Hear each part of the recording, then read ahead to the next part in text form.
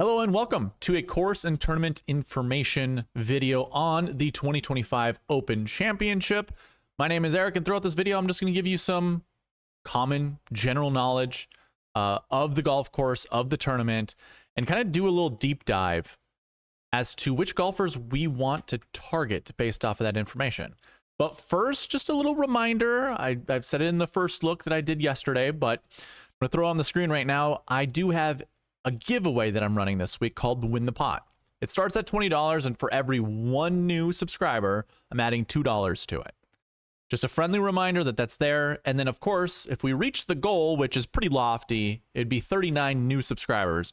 If we can get 39 new subscribers, I will double the pot. And that pot will end up being around $200. So if you want in, subscribe to the channel. And if you want an entry into the giveaway, comment on any of the videos, including this one. Comment anything, does not matter. If you need something, just let's hit the sweet spot. A lot of the people in the community have been doing that, so go ahead and do that. Just an easy way for you to get an entry. Also, quickly, if you didn't already know, I do have a website that I will be showing here shortly. SweetSpotDFS.com.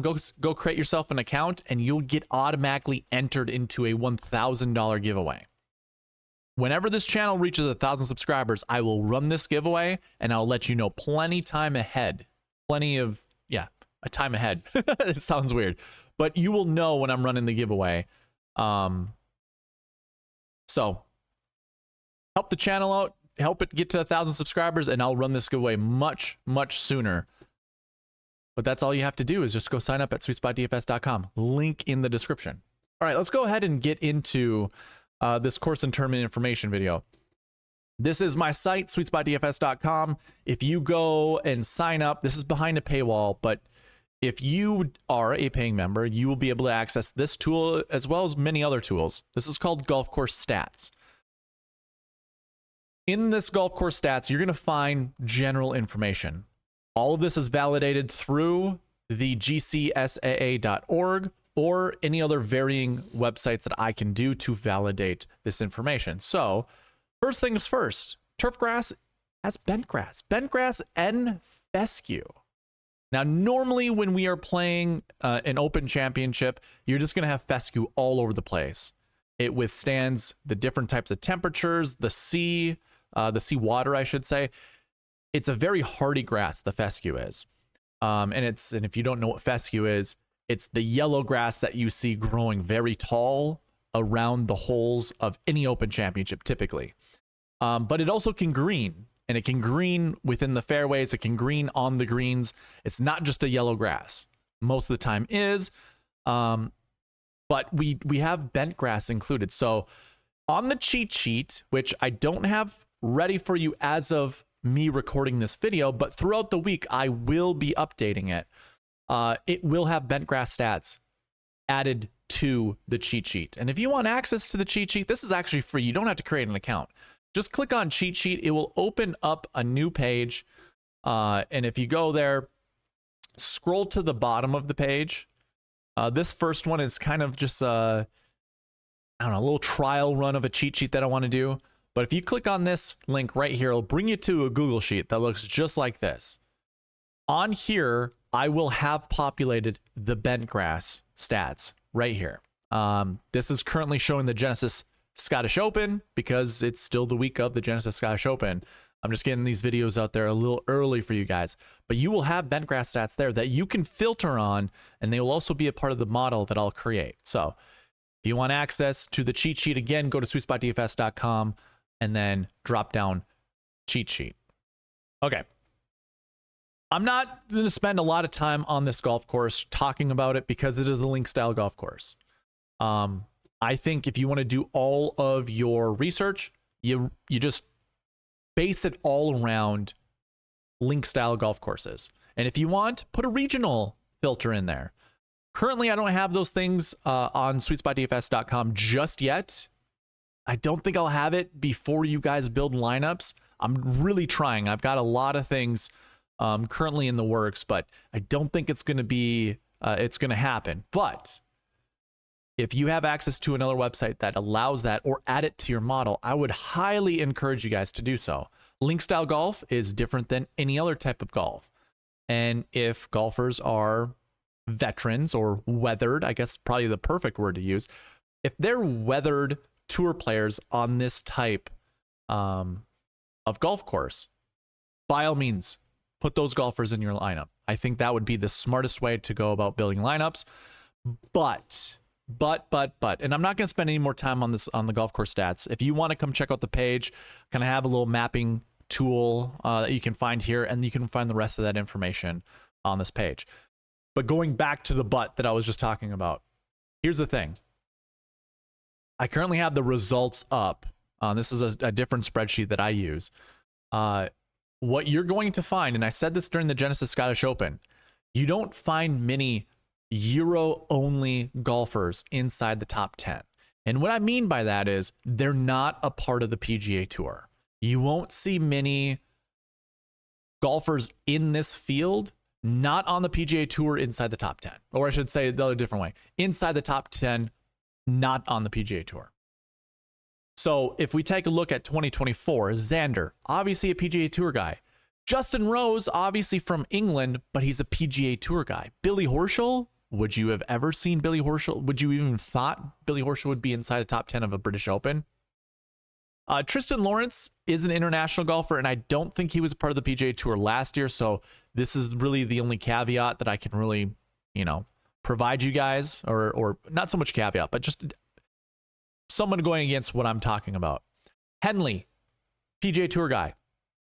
You wouldn't think he'd be good on a link style golf course. Shane Lowry, listen, he's Irish. I get it.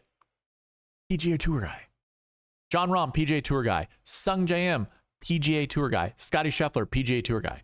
The only guys that aren't, Matthew Jordan and Daniel Brown.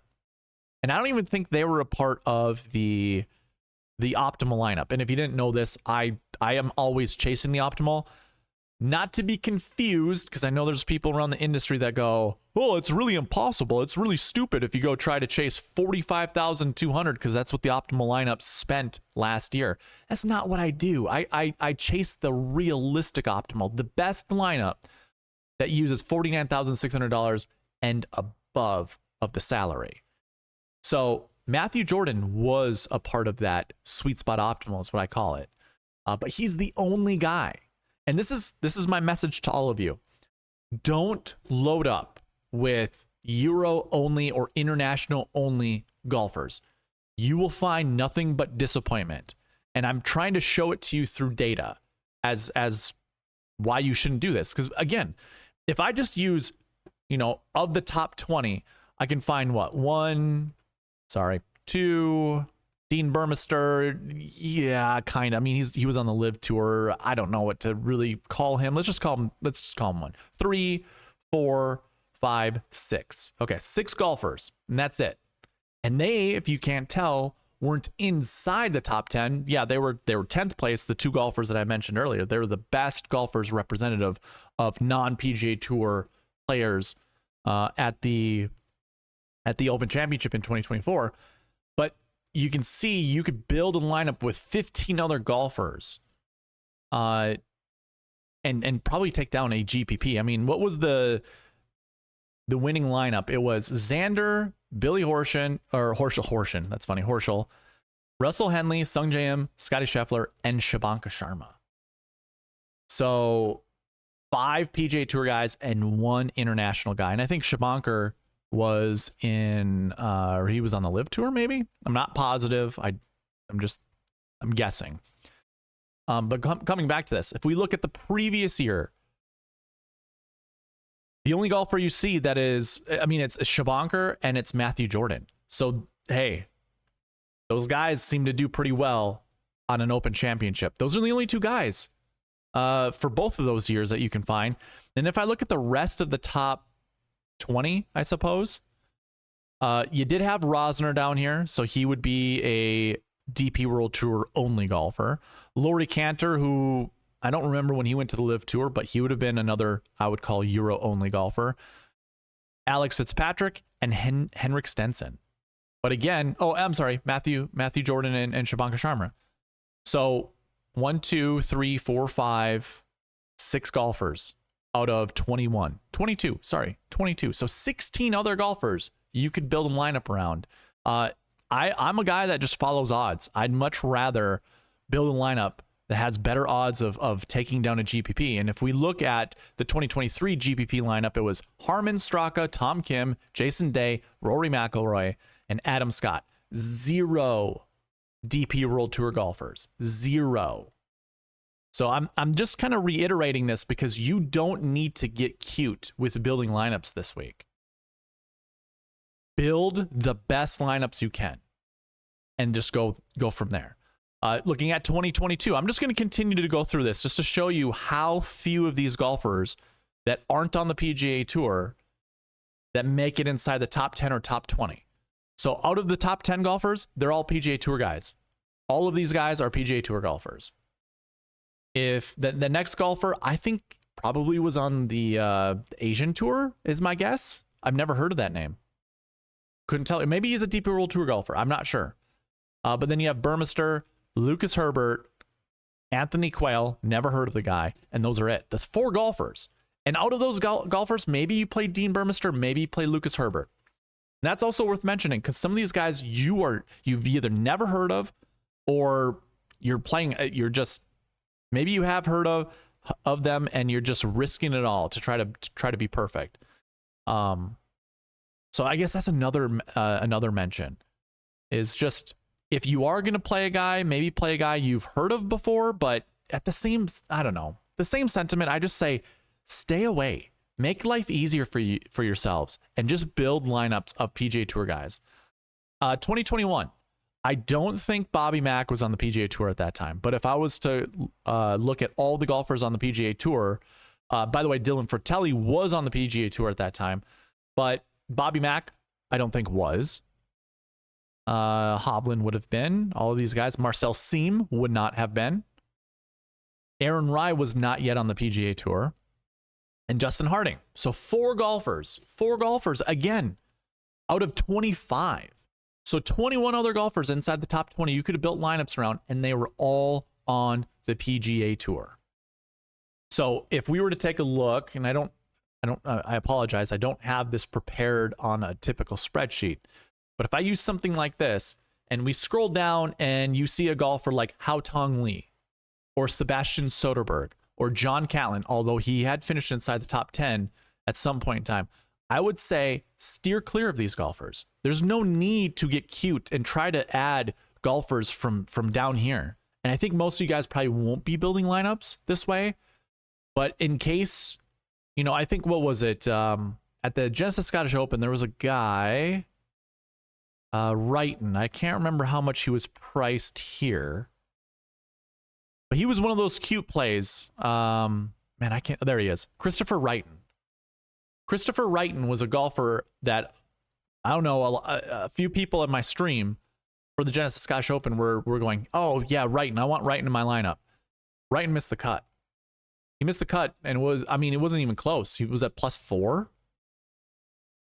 When you try to get cute and build lineups around golfers like this, that's where you miss. You'll have 5 of 6 that'll make it through the cut. You won't have all 6 of your golfers making it through the cut. And if you want to win $1 million this week, you're gonna have to have 6 golfers to make the cut. Now the same thing applies with old timers, Padraig Harrington and Mickelson. I don't know if you saw, but did we really see any old timers that were inside the top 10 of any of these leaderboards? Henrik Stenson was close. Where was he? 13th place. 13th place in 2023. Still not good enough to take down a GPP. Just throwing that out there. Not good enough to take down a GPP. And I don't see any other older golfers. I don't know what the age difference between Rose and Stenson is, but perhaps it's not that big of a deal. Actually, I might have that information.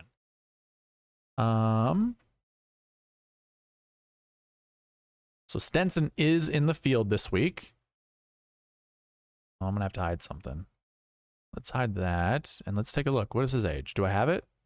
He's 49. 49 years old. And Rose? 44. So 5 years difference. So that's, kind of proves my point.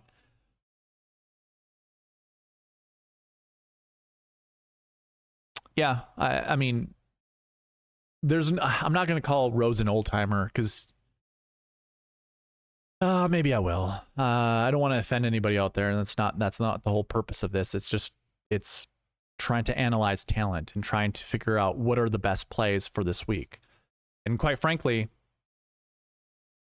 I'm just not going to focus on building lineups around senior players, basically. So, and I say all of this stuff not to shame any of you guys wanting to play some of these golfers.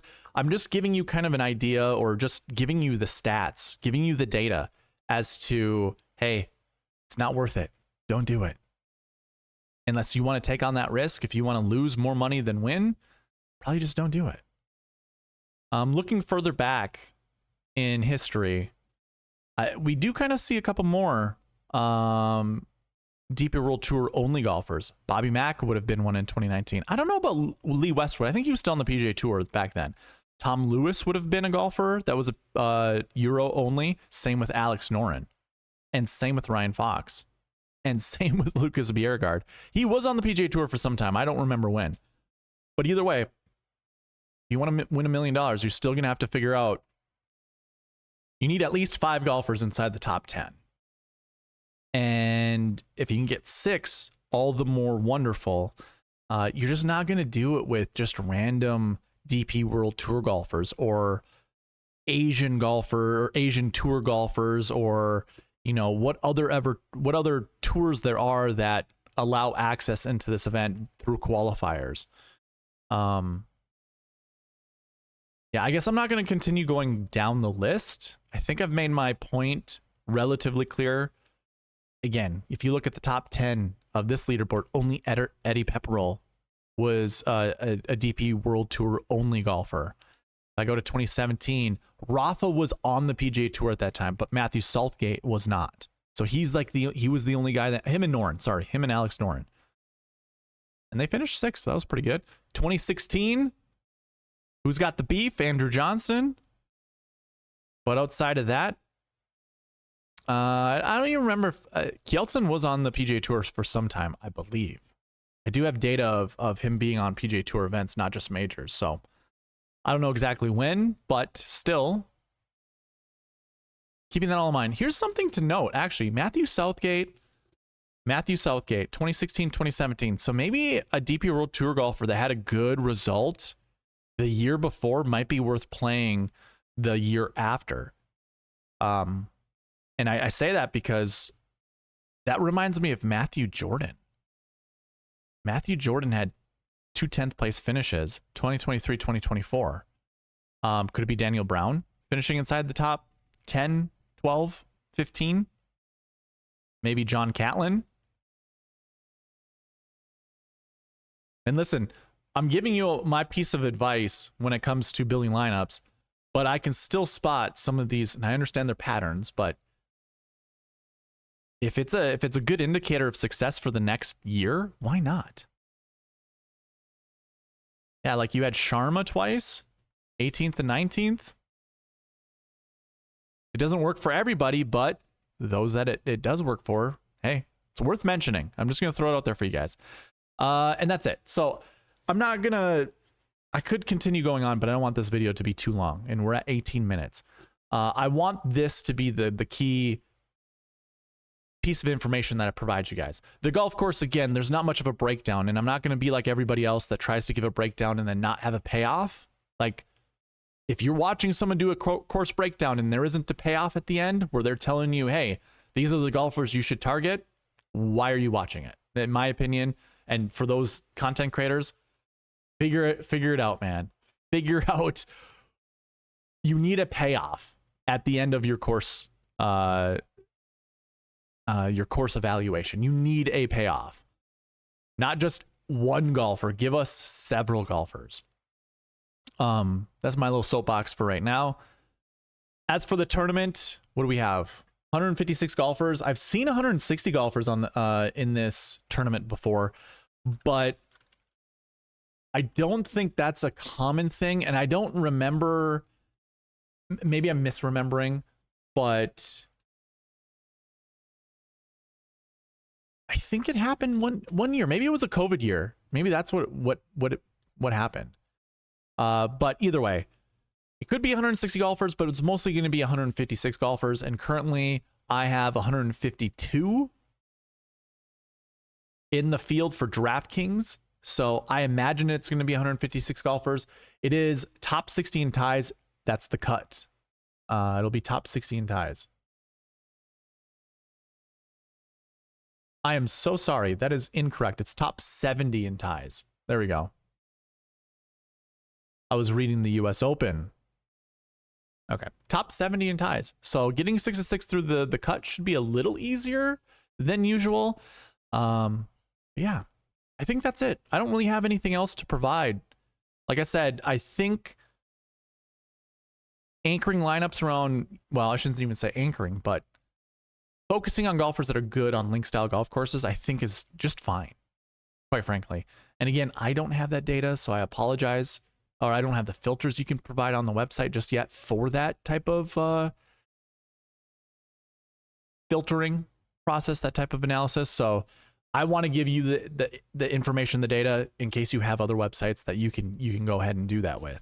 But I'd say join in Tuesday night during the live stream, and I'm gonna throw up the giveaway Tuesday night, July 15th, 7 p.m. I'll go live.